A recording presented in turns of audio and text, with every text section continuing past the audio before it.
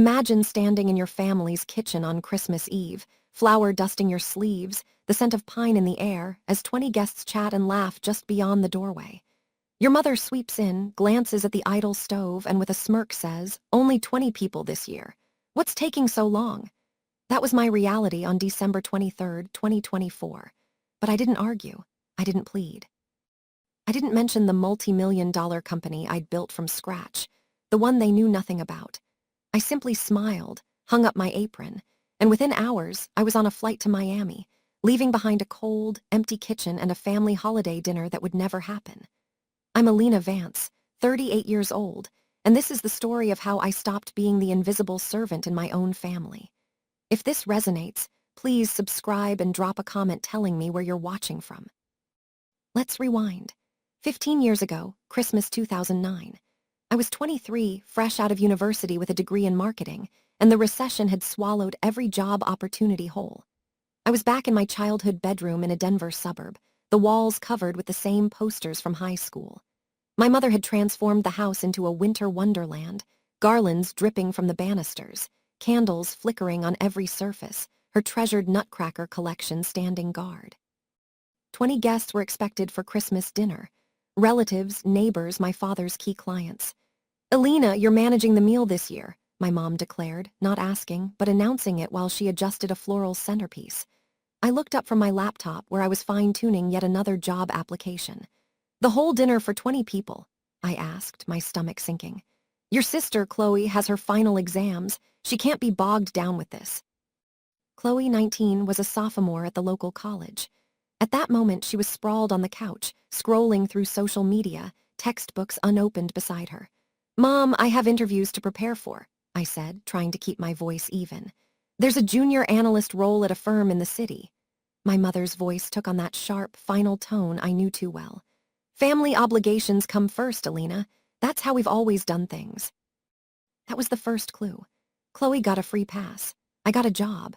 For the next 2 days, I was chained to the stove. I wrestled a 14-pound turkey into the oven, peeled a mountain of potatoes, whipped up green bean casserole from scratch, baked a glazed ham, and crafted 2 apple pies. I set the formal dining table, polished the silver heirlooms, and even arranged the fresh eucalyptus centerpiece. When the first guests arrived on Christmas Eve, I was still in the kitchen, my blouse damp with dishwater. My father stood in the living room, holding a tumbler of whiskey, introducing Chloe to his biggest client, Mr. Harrison. "This is my youngest, Chloe. She's studying business, sharp as a tack. Future CEO material, I tell you." Mr. Harrison shook her hand warmly. "Following in the old man's footsteps, eh? Excellent." I walked past, a tray of stuffed mushrooms in my hands. My father's eyes slid over me without a flicker of recognition. That was the second clue. Chloe was the future. I was part of the furniture. "Who made these?" Mr. Harrison's wife, Patricia, asked, biting into a mushroom. "They're divine." "Oh, that's just Alina," my mom said with a dismissive wave. "She has plenty of free time between job applications." Patricia offered me a small, pitying smile, but I had already retreated to my kitchen sanctuary. This script played out for over a decade. Thanksgiving, Christmas, Easter, birthday parties. I was always behind the scenes, cooking, setting up, washing up. Chloe was always front and center, charming the guests, being celebrated. By 2014, I'd started my own business. Summit Celebrations. I was great at logistics, at managing chaos, at creating memorable experiences. Skills I'd ironically perfected in my mother's kitchen. When I tried to tell my mom, she was flipping through a catalog. "Event planning, like kids' birthday parties?" "Actually, yes, but also corporate galas, product launches, conferences," I explained, a spark of hope in my chest. "That's nice, honey. Can you grab my dry cleaning on your way home tomorrow?" She never asked another question. Neither did my dad. Neither did Chloe, so I stopped talking about it. For 10 years, I built Summit Celebrations in silence. My first big break came in 2015. A local tech firm paid me $10,000 to orchestrate their anniversary party. By 2019, I had a team of 6 and an office in the Arts District. By 2023, I was handling events for national brands. But when I visited my parents, I still wore my old college sweatshirt. I drove my beat-up Subaru instead of my company-leased Audi. I never breathed a word about the 28 people on my payroll or the $5.8 million in revenue we were projecting for 2024. Why? Because they never probed. And I was exhausted from offering up pieces of myself only to have them swatted away. Last Thanksgiving, November 2024, was the final straw. I just finalized a monumental contract with a luxury hotel chain, worth nearly $750,000. I was drained but elated, riding the high of a huge professional win. I walked into my parents' house, and my mom immediately handed me an apron. The turkey needs basting every half hour. Here's the schedule I made. 28 employees answered to me. I negotiated terms with corporate executives. I'd been featured in 2 national business publications, and my mother was handing me a basting schedule. I took the apron. I basted the turkey. I served dinner to 20 people while Chloe talked endlessly about the pressures of being a marketing executive at my father's firm, a role that was handed to her, not earned. Chloe's really driving our new brand direction, my dad boasted. We're seeing a 10% bump in engagement.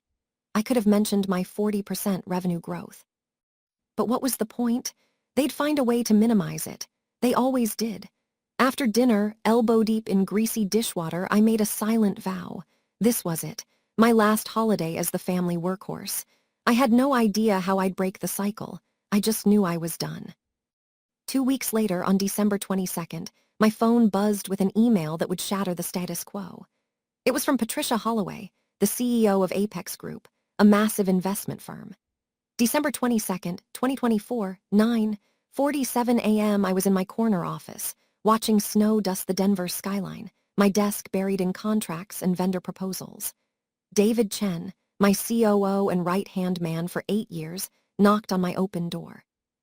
He was in his late 50s, calm and unflappable, a seasoned veteran who'd helped me turn a dream into a real business. "Alina, you need to see this," he said, placing his tablet on my desk. It was an email from Patricia Holloway. Subject: Proposal for Exclusive Partnership 2025. I read it twice. Apex Group, a hospitality and real estate titan worth billions, wanted to enter an exclusive year-long partnership with Summit celebrations for all their corporate events, client retreats, and investor meetings. They'd done their homework. The proposed contract value, $2.4 million.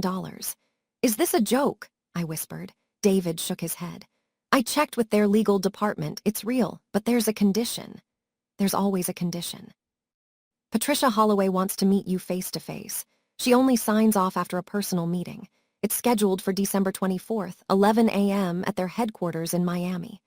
December 24th, Christmas Eve. "Can't we move it?" I asked. "She leaves for a European trip on the 26th. Won't be back until late January. If we don't meet on the 24th, they're moving to our competitor, Prestige Planning. They've been circling this deal for months." Prestige Planning, my arch-rivals, who'd love nothing more than to steal this from me. The stakes were crystal clear. This wasn't just a contract. This was a launchpad to the national stage. Losing it to Prestige would be a massive blow. "There's more," David said, pulling up another tab. "Patricia mentioned the article." It was the piece from Business Innovators Monthly that had come out in October, a 2-page spread on the quiet disruptors of the event industry. I was featured prominently. Patricia Holloway had written in the email, "I was very impressed by your profile. Your innovative approach to sustainable event design is exactly what Apex is looking for. I'm eager to meet the person behind the vision." I'd never shown that article to my family. What for? My mom would have critiqued my outfit in the photo. My dad would have compared my revenue to his. Chloe would have rolled her eyes and changed the subject. But Patricia Holloway saw it, and she was impressed. "Book the flight," I said. David was already on it. "Done. You leave tomorrow night, December 23rd, 9 p.m. Arrive in Miami 1:45. Suite at the Fontainebleau. Meeting at 11 a.m. sharp." My heart hammered with that familiar pre-deal mix of thrill and dread. Then my phone buzzed. A text from my mom, "Call me, urgent." Those words. In my world, urgent from my mom meant either a family crisis or a family demand. Since no one was sick, it was the latter. I should have ignored it. I should have focused on the biggest opportunity of my life. But 15 years of ingrained duty kicked in.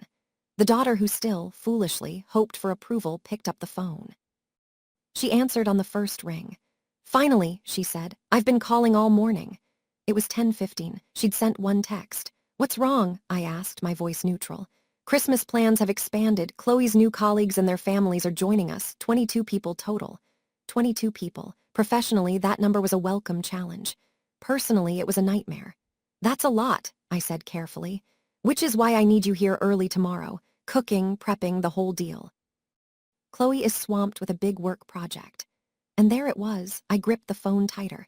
Through my office window, I saw David watching me with a worried expression. Mom, I can't. I have a crucial business trip. I'm flying to Miami tomorrow night. A pause, then a scoff. A business trip on Christmas Eve for what, some little party you're setting up? It's a major client meeting. It's huge, Mom. Alina, please, we both know your freelancing can wait. This is family. Family first. Family. That word she used as a weapon. I can't cancel this. Can't or won't. Both. The line went dead for a second. I heard her sharp inhale, the prelude to the guilt trip. Do you have any idea how hard I've worked to make this Christmas perfect? Chloe is under immense pressure. She needs this. And her new colleagues are very influential. They could be great contacts for your father's business. This isn't just dinner, it's networking. Networking for Chloe, for my dad, never for me. Mom, I understand, but you're being incredibly selfish. Her voice turned cold. Selfish? You. Chloe gives everything to this family and you can't even be bothered to cook one meal? I closed my eyes, a wave of exhaustion washing over me. 15 years of this. My answer is no. What did you say? I said no. I'm not coming tomorrow. I'm not cooking for 22 people. I have a meeting that cannot be rescheduled. Her voice dropped to a venomous hiss. What meeting could possibly be more important than your family? A contract worth over $2 million. Silence, just for a moment. I thought maybe, just maybe, she heard me. Then she laughed, a dismissive, cruel laugh.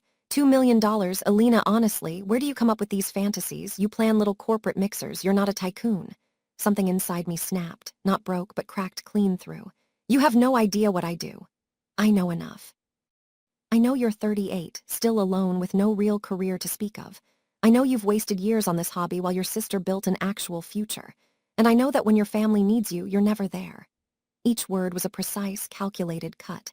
David had stood up, his face a mask of concern. He'd heard enough of these calls over the years. I'm going to Miami, I said quietly. You'll have to figure out the dinner without me. If you walk out on this family, don't bother coming back. I expected devastation. Instead, I felt a wave of profound relief. Goodbye, Mom. I hung up. I sat there for a long moment, phone in hand, staring at the snow. My heart was pounding, but my mind was eerily calm. David appeared in my doorway. You okay? She wanted me to cancel Miami to cook for 22 people. He shook his head slowly. And when you said no, she told me not to come back. David walked in and sat across from me. Alina, I've known you for almost a decade. I've seen you close 7-figure deals. I've seen you handle disasters that would flatten most people. You're one of the strongest executives I know. He paused. But with them, you shrink, you become someone smaller. I looked away. He was right. This is your moment, he said. You can either keep trying to fit into their tiny box or you can build your own world. You can't do both. My phone buzzed. A text from Chloe. Mom's in tears. Thanks a lot. Couldn't put family first for just one day. So selfish. I typed back. I have a work commitment. Her reply was instant. Work, you throw parties, get over yourself. I could have explained. I could have fought. Instead, I deleted the thread. Book the flight, I told David. I'm going to Miami. He nodded, heading for the door. Then he paused. Alina, you're making the right call for what it's worth. It was worth everything. That night, I packed a single carry-on at my apartment, a modern loft in Lohi that my family had never seen because they'd never asked. Professional clothes for the meeting, my laptop, presentation materials, and one extra item, the October issue of Business Innovators Monthly, with my face on page 52. Not as proof, but as armor. A reminder that I was real. At 9 p.m. on December 23rd, my plane lifted off from Denver, climbing through the clouds toward Miami. Below me, my family was likely gathered, furious at my absence. Let them be. I had a contract to win. The flight was about 4 hours. I spent most of it studying the Apex contract, prepping for every possible question. But around midnight, over the Gulf, I pulled out the magazine. Page 52. A full-page photo of me in my office, the Denver skyline behind me. Alina Vance, the quiet force reshaping corporate events. I'd read the article so many times I could recite it. It detailed our 93% client retention rate, our innovative sustainability protocols, our steady growth. It quoted CEOs calling me indispensable. And my family had no idea. I'd considered showing them for about 5 minutes, then imagined my mom's critique of my hair, or my dad's comparison to something Chloe had done. So I'd kept it to myself. I tucked it back into my bag as the plane descended. The lights of Miami glittered below. My phone buzzed with an email as we taxied, from Patricia Holloway's assistant, confirming tomorrow's meeting at 11 a.m. Please bring ID for building access. Looking forward to meeting the woman behind the brand. I saved it, then took a screenshot. Evidence, a habit from years of being unheard. The Fontainebleau was everything I'd imagined. Art Deco glamour, ocean views, a lobby humming with quiet wealth. I checked in at 2 a.m., collapsed into bed, and slept for 6 hours. When I woke on December 24th, I had 10 new texts. From Mom, Chloe, my dad, a few relatives. I didn't read any. I showered, dressed in my best navy suit, and reviewed my notes one last time. At 10:30 a.m., I took an Uber to the Apex headquarters, a sleek glass tower in Brickell. The receptionist checked my ID and handed me a visitor pass. Ms. Holloway is expecting you, 45th floor. The elevator ride felt endless. My heart pounded. This was it. As the numbers climbed, my phone buzzed again. A call from Chloe. I declined, a voicemail. Against my better judgment, I listened. Elena, it's Chloe. Mom is freaking out. Every caterer in Denver is booked solid. Dad's been on the phone for hours. No one can help. Patricia Holloway is supposed to be at our dinner tonight, and we have nothing to serve. This is your fault. If you had just... I stopped the voicemail, replayed one sentence. Patricia Holloway is supposed to be at our dinner tonight. I stared at my phone as the elevator doors slid open onto a marble lobby. Patricia Holloway, the CEO I was about to meet, was going to my parents' house for Christmas dinner. How? The pieces clicked into place. Chloe's big work project. The influential colleagues she was bringing. She was trying to court Patricia Holloway for my father's business. The world was suddenly very, very small. A woman in a tailored dress approached with a professional smile. Ms. Vance, right this way. I followed her down a hallway lined with awards. My mind raced. Did Patricia Holloway know I was Richard Vance's daughter? Did she know the family she was dining with tonight was the same one I'd just walked away from? The assistant opened a door to a corner conference room with breathtaking bay views. At the head of a long table stood Patricia Holloway. She was in her mid-50s, silver-haired with intelligent, assessing eyes. She wore a cream silk blouse and a warm smile. Ms. Vance, a pleasure to finally meet you. The pleasure is mine, Ms. Holloway. She gestured to a chair. Let's get started. I have a flight to Denver this afternoon. Denver, my stomach clenched. I sat down, opened my folder, and prepared to sign the most important contract of my career, all while trying not to think about what would happen when Patricia Holloway arrived at my parents' house that night. Before I tell you what happened next, I want to ask you something. Have you ever been invisible to your own family?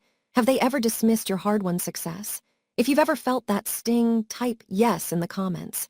And if you've ever had to set a firm boundary, type proud. And please, if you want to see what happened when Patricia Holloway walked into my parents' dining room, hit that like button and subscribe. Now, back to the story. The contract signing was meticulous. Patricia Holloway was sharp.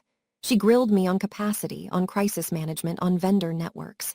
I answered every question with the confidence of someone who'd spent 12 years preparing. At 11:52 a.m., we both signed contract number APX 202501. A staff photographer captured the moment, us shaking hands, the Miami skyline behind us. Her assistant notarized the documents and handed me my copy in a leather Apex folder. Welcome to the Apex family, Patricia said warmly. This is going to be an incredible partnership.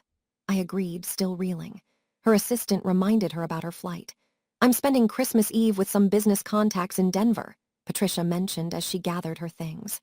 The Vance family. Richard runs a supply company. His daughter Chloe has been very persistent. Quite impressive, actually. My throat tightened. I've heard of them, I managed. Richard is a potential partner for a development project. His wife invited me for Christmas dinner. I'm curious to see their operation, and I've heard the food is legendary. The food I was supposed to have cooked. I kept my expression neutral. I hope you have a lovely evening. Patricia paused at the door, studying me. You know, Vance is a common name. Any relation? This was my moment. I could have told her. Explained that Richard and Margaret were my parents, that Chloe was my sister, that I'd spent 15 years as their invisible caterer. I didn't. It's a common name, I said. Patricia nodded and left. I sat alone in the empty conference room, the signed contract heavy in my hands. She had no idea. No idea that the legendary food was supposed to be made by me. No idea that the family she was about to visit had spent years dismissing my work as a hobby. And tonight, when she arrived to find no dinner, no caterer, no magical feast, what then? Part of me wanted to witness it. To see my mother scramble, my father make excuses, Chloe's perfect image shatter. But mostly I just felt exhausted. I had what I came for. Whatever happened in Denver was no longer my problem. I flew back that afternoon, landing at 6:47 p.m., exactly when the Vance Christmas dinner was supposed to start. I took an Uber home, ordered Thai food, and turned off my phone. For the first time in 15 years, I spent Christmas Eve alone, and it was blissfully quiet. I didn't know what was happening at my parents' house. I pieced it together later from Patricia Holloway herself and from other guests. At 5:30 p.m., Margaret Vance walked into her pristine kitchen expecting to find the usual chaos of preparation. Instead, she found cold, empty counters. No Alina. "Richard," her voice echoed. My father appeared, adjusting his tie. "What's wrong? Where's the food? Where's Alina? You said she was handling it." "She was supposed to be here hours ago." Chloe came down the stairs in a red dress. "What's going on? Your sister Bilaid. There's no dinner." The next hour was chaos. Desperate calls to every caterer, all booked or closed. A frantic grocery run that yielded only rotisserie chickens and bagged salad. My father called in favors at 3 restaurants, all of which politely declined. By 6 p.m., when guests began arriving, the Vances' formal dining table held. 2 rotisserie chickens on a platter, 3 bags of pre-made salad, a sad cheese plate from the supermarket, and a basket of rolls still in their plastic bag. Patricia Vance, the neighbor who'd complimented my mushrooms years ago, surveyed the scene. "Margaret, is everything all right? You seem stressed." "Everything's fine." My mother's smile was brittle. "Just a last-minute catering hiccup." 22 guests mingled awkwardly. The house was beautiful, but the food told a different story. At 7:15 p.m., Patricia Holloway arrived. She swept in with the confidence of a CEO, shaking hands, complimenting the decorations. "Thank you so much for having me," she said warmly. "I've heard wonderful things about your Christmas dinners." My mother's smile tightened. "Yes, well, this year is a bit improvised, some unexpected challenges." Patricia glanced toward the dining room at the sad rotisserie chickens. Her expression remained politely neutral, but she was surely reassessing the Vance family's competence. My father steered conversation toward business. My mother poured wine liberally. My sister worked the room, trying to distract from the culinary disaster. And then, Patricia Vance, the neighbor, said the words that would change everything. She was scrolling through LinkedIn when she stopped abruptly. "Oh my God," she said, loud enough for the nearby group to hear. "Richard, Margaret, come look at this." She held up her phone. A LinkedIn post from Patricia Holloway, published just hours ago. A photo of her shaking hands with me. Caption: "Thrilled to announce our exclusive partnership with Summit Celebrations and the brilliant Alina Vance. Looking forward to an incredible 2025. Apex Group Event Profs Business Innovators, Patricia Vance looked up at my parents, confusion on her face. "Wait, Alina Vance, isn't this your daughter?" The room went quiet. In the circle around her, silence fell like a shroud. My mother stared at the screen, her face pale. My father leaned in, squinting. "What is this? Some mistake?" "That's Alina," the neighbor said, zooming in. "You're Alina, shaking hands with Patricia Holloway in Miami." Patricia Holloway herself stepped forward, peering at the post. Her expression shifted from surprise to recognition to delighted amusement. "Alina Vance," she said slowly. "Your daughter is Alina Vance, the founder of Summit Celebrations." Margaret's mouth opened and closed soundlessly. Yes, Alina is our daughter, but what is Summit Celebrations?" Patricia Holloway laughed, a genuine, warm sound. "Margaret, Summit is one of the most successful event firms in the region. I just signed a $2.4 million contract with her this morning." $2.4 million. The number hung in the air like a bombshell. Richard went pale. $2.4 million, that's more than our company's annual profit. "Your daughter has built something remarkable," Patricia continued. "I read her profile in Business Innovators Monthly in October. Absolutely inspiring. Her approach to sustainable events is years ahead of the curve." Business Innovators. Chloe's voice cracked. Alina was in Business Innovators. The neighbor was already searching on her phone. "Oh yes, here it is, October issue. Alina Vance, the quiet force reshaping corporate events." There's a whole article. She turned the screen to show everyone.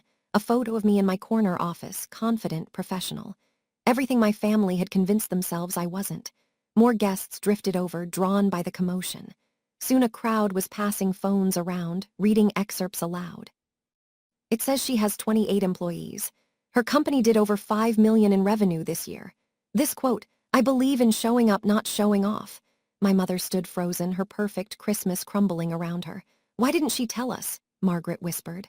"Perhaps," Patricia Holloway said gently, "you never asked." The silence that followed was devastating. The neighbor spoke again. "You know, Margaret, I always wondered about Alina.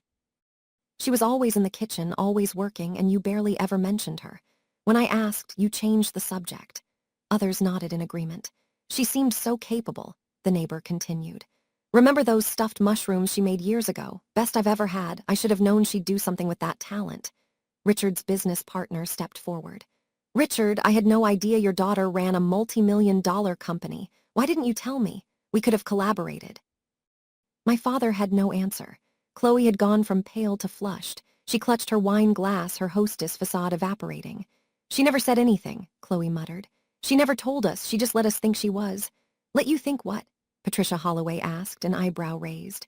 "That she was unsuccessful, unimportant, that her work didn't matter." Chloe's mouth snapped shut. Patricia Holloway surveyed the room with the calm assessment of a CEO who just solved a puzzle. "I met Alina this morning. She was professional, prepared, and one of the most impressive young executives I've encountered. We talked for nearly an hour." She paused.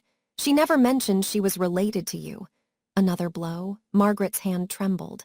"She didn't tell you we're her family." "I asked if she was related to the Denver Vances. She said it was a common name." The implication hit hard. Alina hadn't claimed them, hadn't wanted to be associated with them. She'd hidden the connection. "Oh my God," the neighbor breathed. "That's why she's not here tonight. That's why there's no dinner. She was in Miami signing this contract." "While you expected her to cook for 22 people," the business partner added, his tone cool. Richard's face was purple. "Now wait a minute. This is a family matter." "Is it?" Patricia Holloway asked. "Because from where I'm standing, it looks like you've been treating a highly successful businesswoman like household help. And when she finally had an opportunity that mattered, a contract with my company, you expected her to prioritize dinner rolls over her career." The silence was absolute. Silent Night played softly in the background. Ironic. Patricia turned to my parents with a pleasant smile that didn't quite reach her eyes. "I think I understand now why Alina didn't mention the connection. Please give her my regards when you speak to her.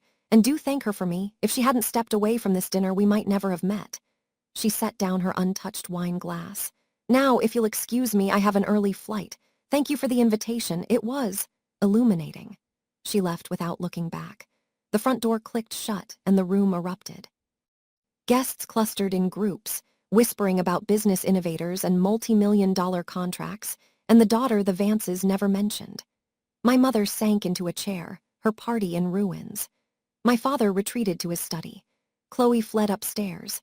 And in my apartment across town, I sat on my couch with pad thai and Netflix, blissfully unaware of the revolution in my parents' living room. I didn't learn the full story until December 26th, when the neighbor, Patricia Vance, called me directly. "Alina," she said, "I owe you an apology. I've known your family for 15 years, and I never once asked what you actually did. That was wrong of me." "It's okay, Patricia. You're not the one who should be apologizing." "Maybe not. But I want you to know what Patricia Holloway said at the party about you being one of the most impressive executives she'd met." Everyone in that room heard it. Everyone knows now. She paused. "Your parents have a lot of explaining to do." A small, petty part of me felt satisfaction. A larger part just felt tired. "Thank you for telling me, Patricia. Of course, and Alina, congratulations on the contract. You've clearly worked so hard. You deserve every success." No one in my family had ever said those words to me. It took a near stranger to say them first. On Christmas night, I sat on my hotel balcony in Miami, watching moonlight on the Atlantic. I'd ordered room service. The contract folder lay on the table beside me. My phone had been off since I landed. 18 missed calls, 40 texts, 7 voicemails, all from family. I felt ready. Not to forgive, not to reconcile, just ready to be clear. I turned on my phone and watched the notifications flood in. "Mom, call me immediately." "Mom, Alina, this is serious. Patricia Holloway knows." "Mom, how could you humiliate us like this?" "Mom, please call, we need to talk." "Chloe, are you kidding me?" Chloe, you let us look like idiots. Chloe, Mom is having a breakdown. Are you happy, Dad? Elena, we need to discuss what happened. This isn't how family operates. I read each message without emotion. The manipulation was so obvious. The guilt trips, the blame shifting, the complete absence of accountability. Not one message congratulated me. Not one message acknowledged my success. Not one message apologized. My phone rang. David. Hey, I answered. Merry Christmas, Elena. How are you? Better than I expected. The contract is signed. Patricia was incredible. I heard she emailed me, said you were even more impressive in person. He paused. I also heard about Denver. Her assistant sent a message. Apparently the Vance Christmas dinner was quite the spectacle. I laughed, a real laugh. I can only imagine. Elena, you made the right call. You chose your future. You don't owe them anything. I know. And for the first time, I truly believed it. After we hung up, I opened my laptop and drafted an email. Not a rant. A clear professional statement. To Richard, Margaret, Chloe Vance. Subject, Christmas and moving forward. I typed slowly. I signed a contract with Apex Group today for $2.4 million. This is why I was not at Christmas dinner. For 15 years, I have cooked and cleaned for every family gathering while my career was dismissed. When I told Mom I had an important meeting, she laughed. When I set a boundary, I was called selfish. I'm not selfish for prioritizing my work. I'm not ungrateful for having standards. I'm not a failure because my success doesn't fit your definition. I will not apologize for choosing myself. I am open to rebuilding our relationship, but only under certain conditions. I will no longer be treated as the family caterer. I will be respected as an equal. My career will be acknowledged, not dismissed. If these conditions are unacceptable, I understand. But I will not return to the way things were. I will reach out when I am ready to talk. Elena. I read it 3 times, revised one sentence, and hit send. No one replied that night. I didn't expect them to. They needed time to realize the daughter they'd overlooked had outgrown them entirely. David had been right. This was a turning point. I finished my wine as the moon rose higher over Miami Beach. Tomorrow, I would fly home as the CEO who just landed the biggest contract in Summit's history. And my family would have to decide. Did they want a relationship with Elena Vance, founder and CEO, or did they only want the Elena who stayed small and quiet in the kitchen? I already knew the answer I needed. The question was whether they could give it. I want to pause here. If this story resonates, if you've ever felt undervalued by the people who should love you most, please hit that subscribe button. And tell me in the comments, should I forgive my family or keep the boundaries I've set? Now, let me tell you what happened next. The fallout began on December 26th and rippled outward. Patricia Holloway's LinkedIn post had been shared over 3,000 times by morning. The comments were full of congratulations, industry contacts reaching out, new potential clients. 3 hours after she posted, Entrepreneur Weekly sent an email requesting an interview. My inbox filled with 6 partnership inquiries from companies I'd been pursuing for years. The Apex contract didn't just secure our future. Denounced us to the world. But in Denver, the ripples looked very different. The neighbor's Facebook post, naming no names but clearly referencing the situation, got hundreds of likes and comments. Several people tagged my parents indirectly. My mother's phone rang constantly. Women from her committees, her clubs, all calling with thinly veiled curiosity about the Forbes situation. I heard your daughter is quite the businesswoman, one said. Why didn't you ever mention she was so successful? My mother's carefully cultivated image now had cracks. My father faced his own reckoning. His business partner called on December 27th.